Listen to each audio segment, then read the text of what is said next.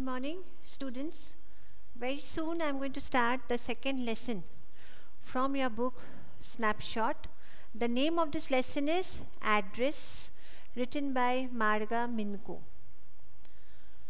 This short story is a poignant account of a daughter who goes in search of her mother's belonging after the war in Holland.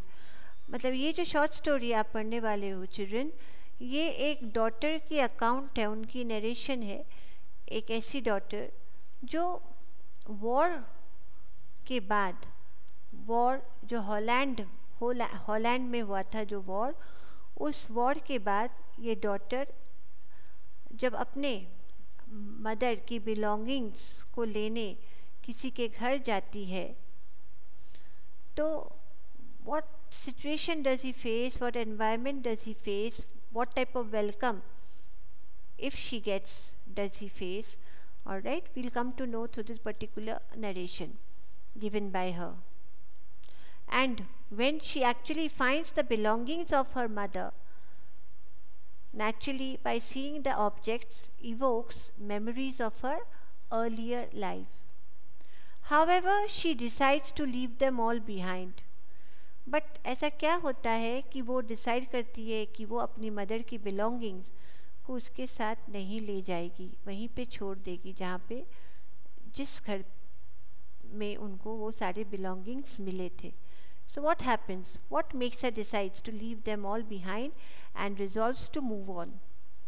Alright, now as I had told you already that this story underlines the human dilemma, confusion that follows war and the death of loved ones. मतलब जब कहीं पे war होती है तो war zone में students जो soldiers war करने जाते हैं उन तो प्रॉब्लम उनको फेस करना ही पड़ता है, lots of hurdles. But even the civilians who are not at that very moment in that war zone warring, even they face lots of trouble. So human beings faces lots of trouble, lots of confusion, dilemma after the war, and also human beings faces lots of dilemma after the death of his or her loved ones. So all these type of emotions will go through as we'll go through the narration. Now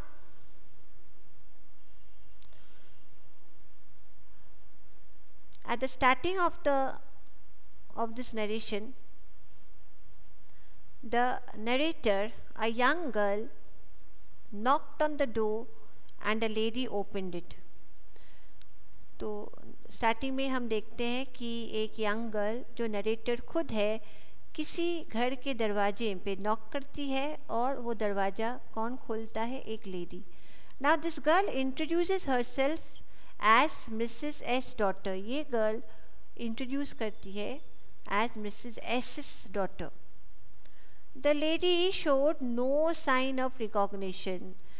lady ने कोई भी ऐसा sign नहीं show किया कि वो उस girl को पहचानती है. On the contrary, she held the door in a way to make clear that the narrator was not welcome. For some time she kept staring quietly at the narrator, so much so that the narrator felt that the woman was not the person she had been looking for. मतलब for some time वो lady जिसने दरवाज़ा खोला वो बहुत देर तक narrator को ऐसे देखती है जैसे स्ट्रेंजर देखते हैं. नरेटर को फील हुआ कि हो सकता है कि वो पर्सन ही नहीं हो जिसके लिए वो जिसको ढूंढते वो आई थी उनके घर. The narrator recalled having scene her briefly once years ago, but the woman soon stepped away from the door and let her in. The narrator noticed her wearing the narrator's mother's green knitted cardigan. तो नरेटर ने लेकिन notice किया कि वो lady उन narrator की mother की ग्रीन कलर की निटेड कार्डिगन पहनी थी, मतलब स्वेटर पहनी थी, ग्रीन कलर की, जो उसकी मदर की थी. The lady saw her looking at the cardigan and hid herself partially behind the door. जब जैसे उस लेडी ने उस नरेटर को अपने तरफ स्टेयर करते हुए देखा, अपने कार्डिगन की तरफ देखते हुए देखा, उस पर्टिकुलर लेडी ने क्या किया, अपने डोर के पीछे आधा छुप गई. When the narrator asked her about her mother, she said that she had thought that none of the people who had left had come back. So जब नरेटर ने उस लेडी को अपनी मदर के बारे में पूछा, उस लेडी ने कहा कि she thought कि none of the people जो वो जगह छोड़ के गए थे because of the war in Holland, वो कभी वापस भी आएंगे. So do you still know me? The narrator I asked me. The narrator ने किसी से पूछा कि क्या वो उनको पहचानते हैं. The woman looked at me searchingly. He had opened the door a chink. I came closer and stood on the step. I told you the woman who opened the door pretended that she did not know the narrator. That's why she had opened the door only a small part. And as the narrator came closer and stood on the step, no, I don't know you. And that particular person directly told her that she didn't know him. I am Mrs. S. daughter. तो नरेटर ने अपने आप को कैसे introduce किया कि वो मिसेस एस की डॉटर थी. She held her hand on the door as though she wanted to prevent it opening any further. Her face gave absolutely no sign of recognition. She kept staring at me in silence. तो जैसे मैंने पहले कहा था, the lady was staring at the narrator and she was pretending as if she had never seen her before. Alright, and her face absolutely gave no sign of recognition, and her face didn't give any sign of recognition. Perhaps I was mistaken. I thought perhaps it isn't her. I had seen her only once, fleeting, and that was years ago. It was most probably that I rang the wrong bell. तो narrator सोचने लगी हो सकता है उन्होंने गलत दरवाजे की बेल को रिंग किया होगा. वो लेडी थी नहीं जिसके लिए वो इतनी दूर आई थी. The woman let go of the door and stepped to the side. She was wearing my mother's green knitted cardigan. जैसे मैंने आपको पहले ही कहा था कि वो लेडी क्या पहनी थी. Yes, the narrator's mother's knitted green cardigan. The wooden buttons were rather pale for washing. She saw that I was looking at the cardigan and half hid herself again behind the door. Now,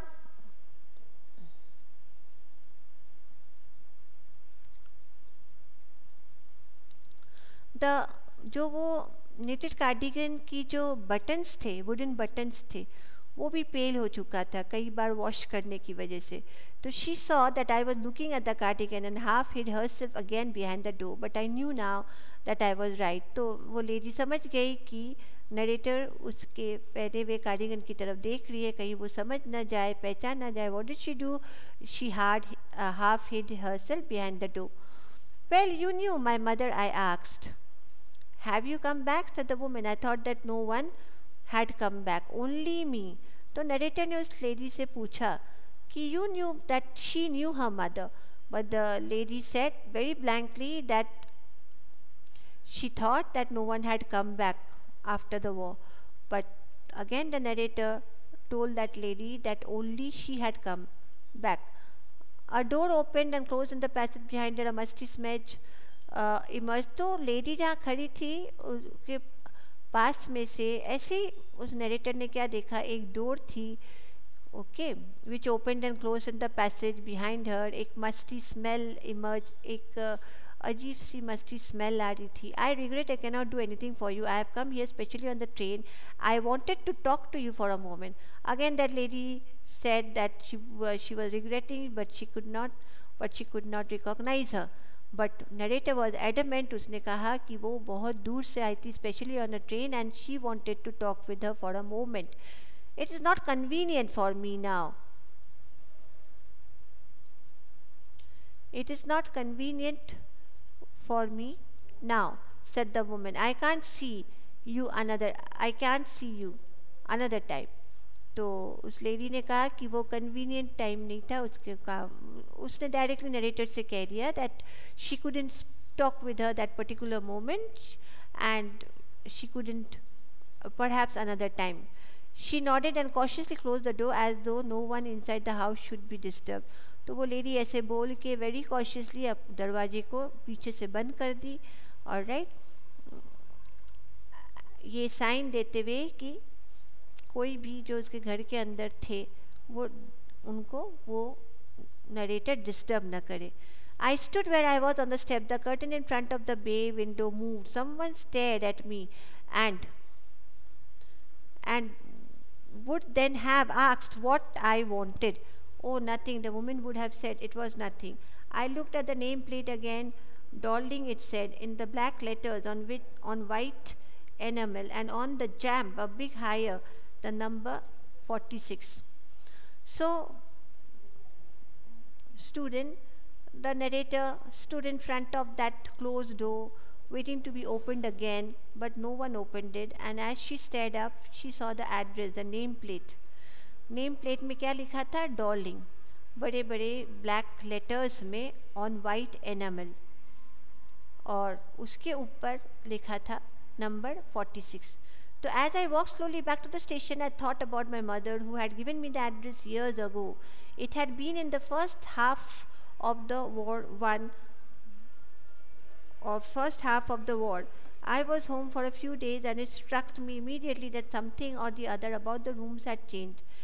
So जैसे narrator वापस station की तरफ walk करते हुए बढ़ने लगी तो वो रिकलेक्ट करने लगी, वो दिमाग में सोचने लगी कि कई सालों पहले उनके मदर ने वही एड्रेस जो अभी अभी नरेटर पढ़ के आई थी उस डोर के ऊपर में जो लिखा था, तो बहुत साल पहले उनकी मदर ने वही एड्रेस दिया था. And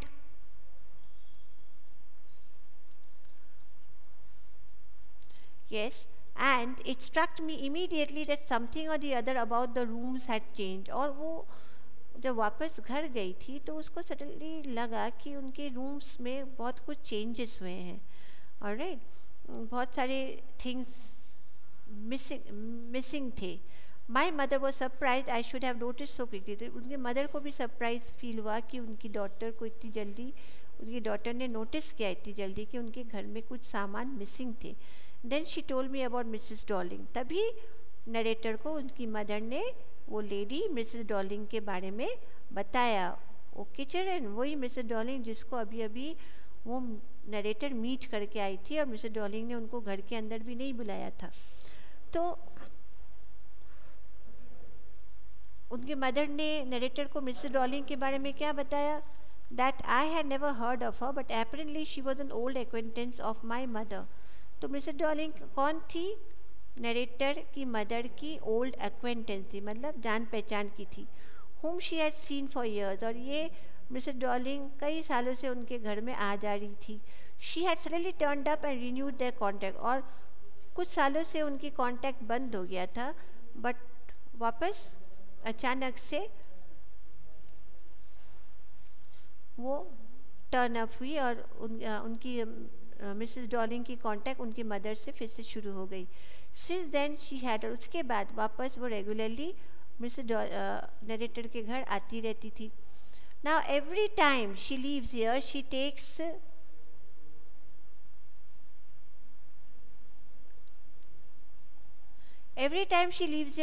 something home with her, said her mother.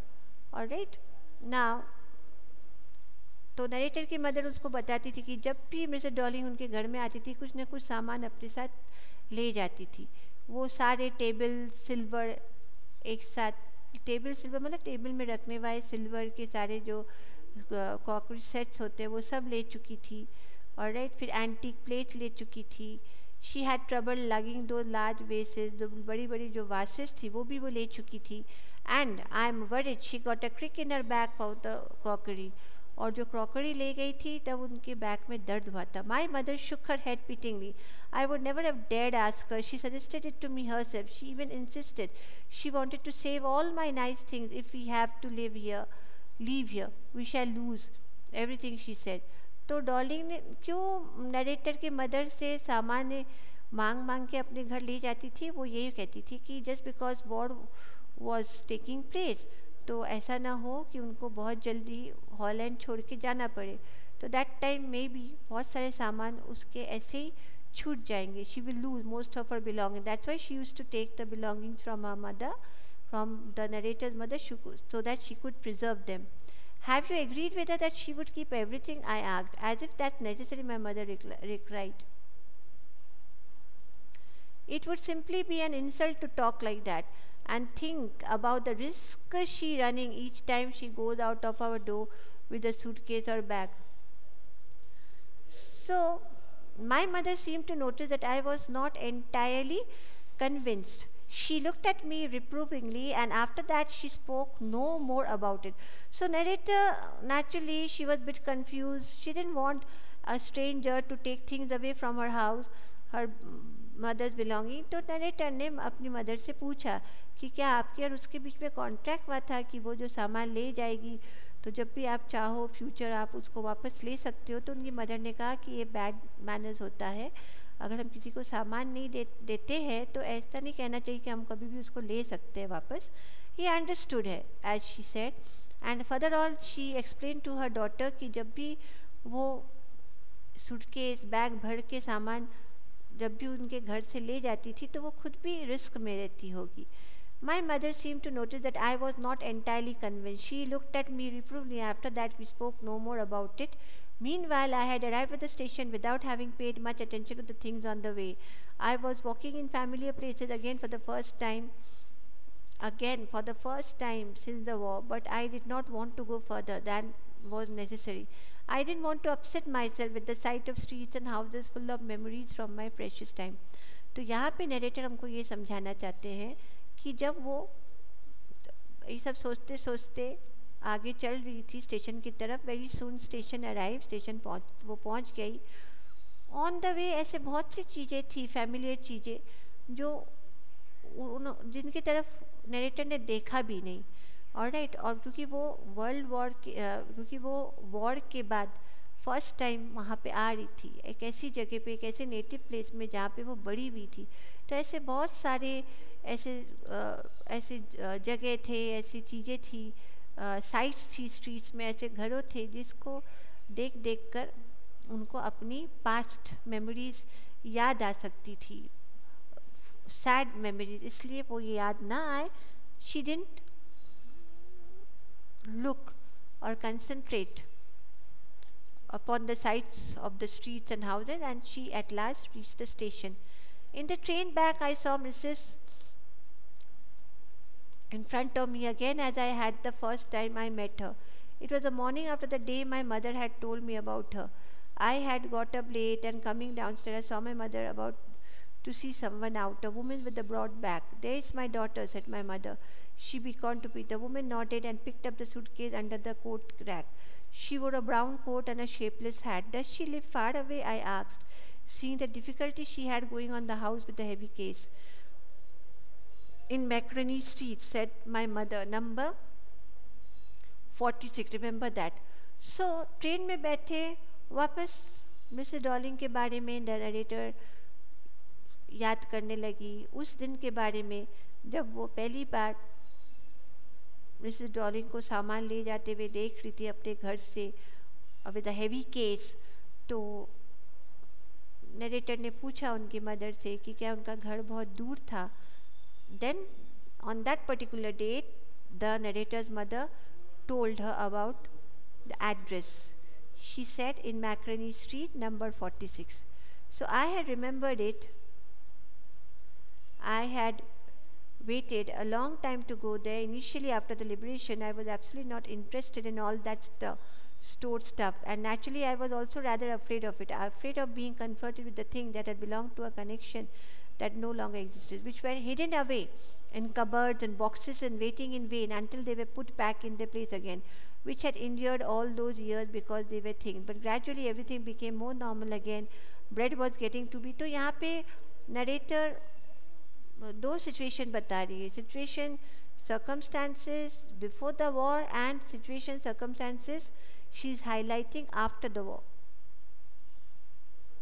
So the narrator is seeing that address that her mother had given of Mrs. Darling was very important for her. For a long time she had waited to go there. Means for a long time she didn't go to that particular address.